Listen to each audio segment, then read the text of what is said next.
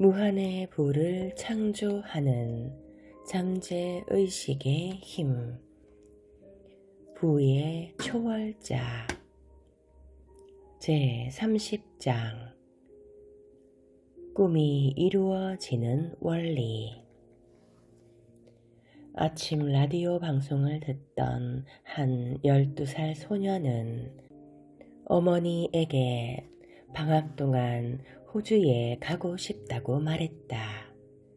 호주에 가겠다는 아이의 의지는 굳건했지만 엄마가 날 보내주시지 않을 거야 라는 생각을 하고 있었다. 어머니의 대답은 아이의 생각과 같았다. 못 간다. 돈이 없어. 아빠도 그만한 돈을 마련하지 못하실 거야. 꿈 깨렴. 그러나 아이는 내가 진행하는 라디오 방송을 들었다. 무언가를 진정으로 바라고 실현될 거라고 믿으면 이루어질 거라는 메시지를 어머니에게도 설명했다. 그러자 어머니는 어디 한번 해보렴 이라고 대답했다. 호주와 뉴질랜드에 관한 글을 모두 섭렵한 소녀는 호주에서 큰 목장을 운영하는 삼촌이 있다는 걸 알았다. 소녀는 확언을 하기 시작했다. 잠재의식이 아빠, 엄마, 그리고 나에게 호주로 휴가를 떠날 수 있는 길을 열어줍니다. 나는 이를 믿으며 이제 이 믿음은 이루어집니다. 부모님께 호주 여행을 갈 돈이 없다는 생각이 들 때마다 소녀는 창조적 지성이 길을 열어줍니다. 라고 확언했다. 소년의 마음속에는 두 가지 생각이 공존했지만 건설적인 생각에 집중하자 부정적인 생각은 사라졌다. 어느 날 밤 소녀는 수천 마리의 양을 키우는 호주의 목장에서 삼촌과 사촌들을 만나는 꿈을 꾸었다. 같은 날 소년의 가족을 목장으로 초대하고 왕복 여행비까지 대주겠다는 삼촌의 편지가 도착했다. 소년에게 꿈 이야기를 들은 어머니는 깜짝 놀랐다. 결국 소년의 가족은 삼촌의 제안을 수락했다. 모든 일은 소년이 믿는 대로 행해졌다. 직감은 잠재의식의 힘이다. 따라서 직감을 받아들이는 사람은 누구든 직감을 발휘할 수 있다. 이들은 항상 적시적소를 찾아내고 기회를 활용하려면 무엇을 해야 하는지 알고 있다. 나는 중요하다. 나라는 존재는 하나밖에 없기 때문에 세상 그 누구도 할 수 없는 특별한 방법으로 무언가를 할 수 있다. 내가 특별하고 독특한 재능과 능력을 지녔다는 사실을 깨닫고 믿어라. 나는 나 자신을 온전히 표현하고 좋아하는 일을 하며 인생에서 운명을 성취하기 위해 이곳에 왔다.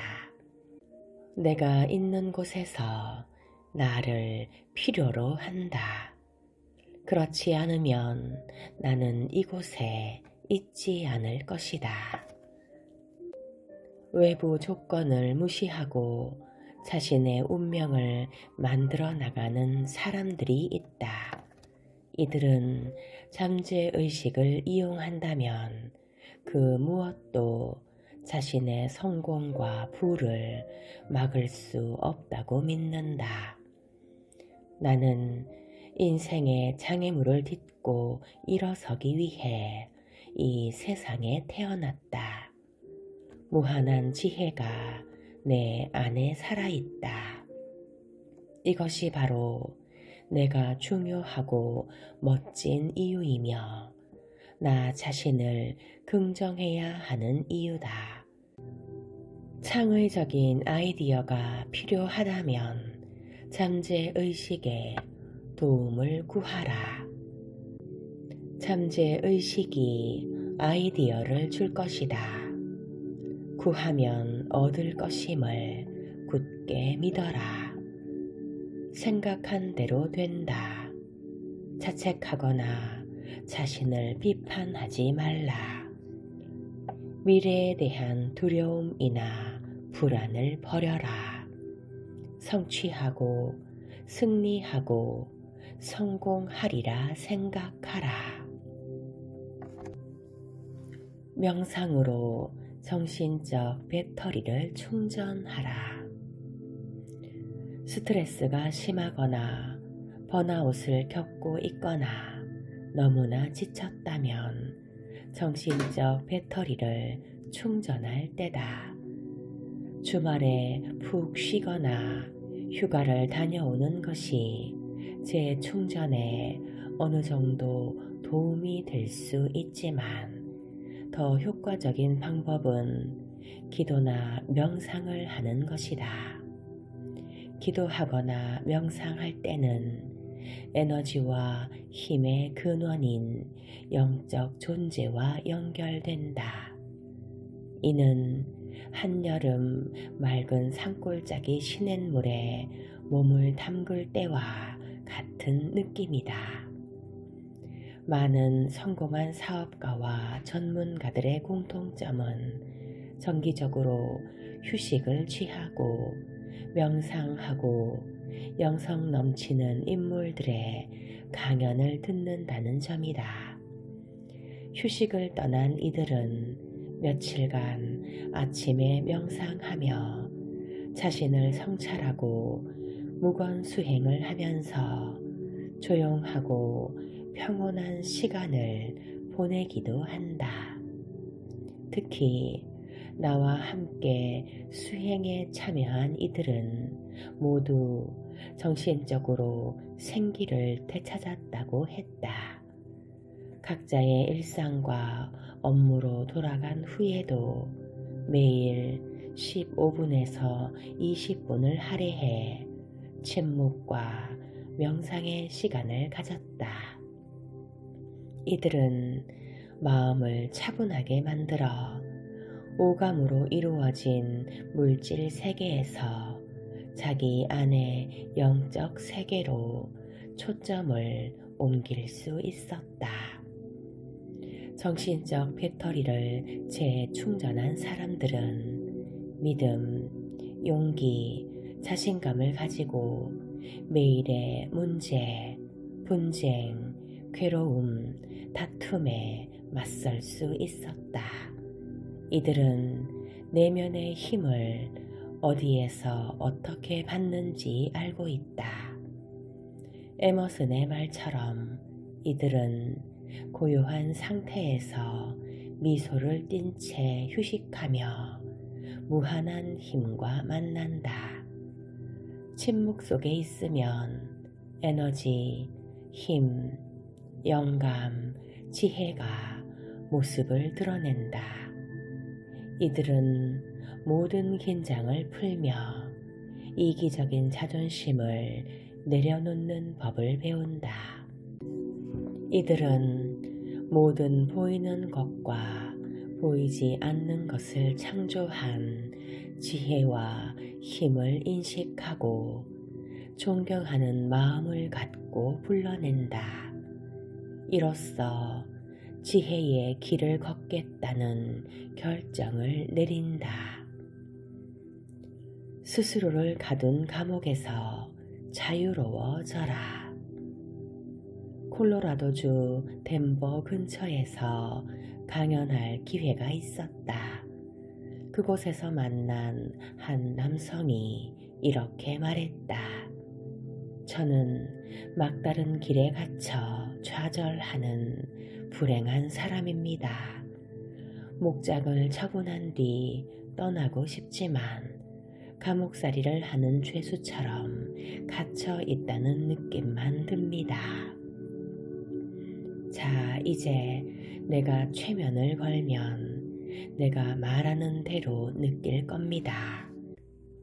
논리를 따라 판단하며 이것저것 저울질하는 현재 의식이 정지하고 논쟁을 벌이지 않는 잠재 의식이 내가 하는 말을 그대로 받아들일 것이기 때문이지요.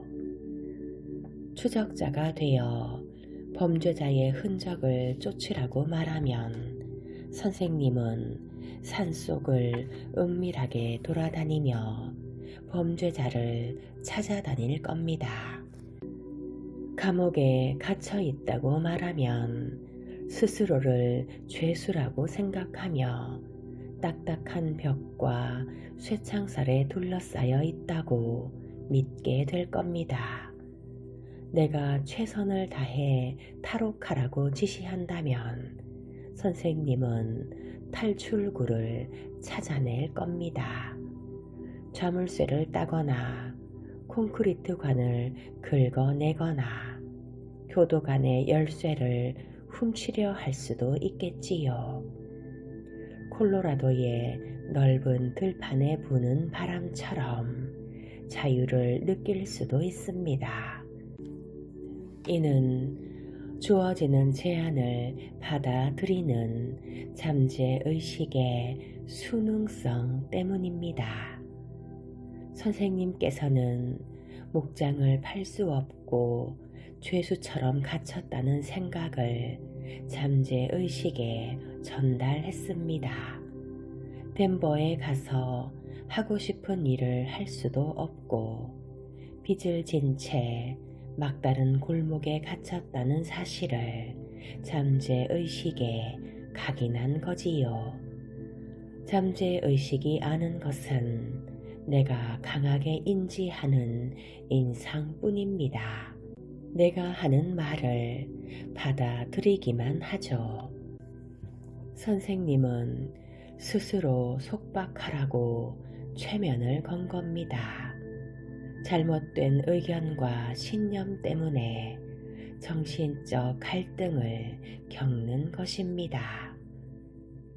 나는 그에게 잠재의식의 기본 원칙을 알려주고 부정적 사고의 감옥에서 빠져나와 한계를 뛰어넘는 확언을 매일 반복하라고 알려주었다.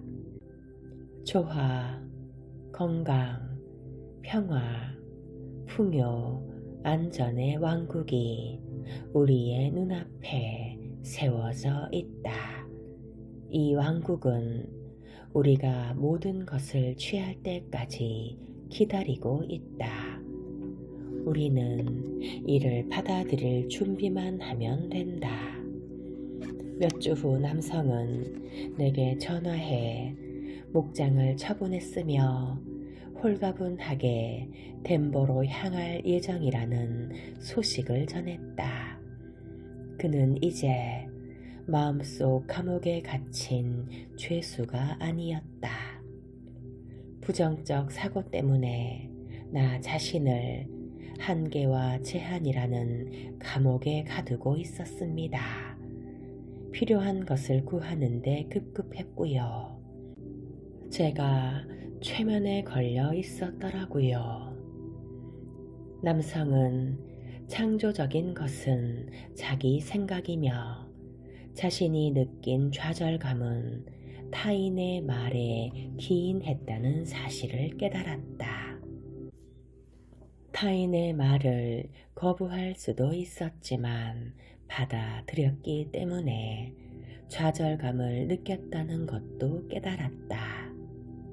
좌절감을 일으키는 것은 사건이나 상황, 조건이 아니라는 사실 또한 알았다. 타인의 말은 두려움과 한계를 불러일으켰고 남성은 두려움과 한계를 완강하게 거부하지 못하고 오히려 탐닉했다.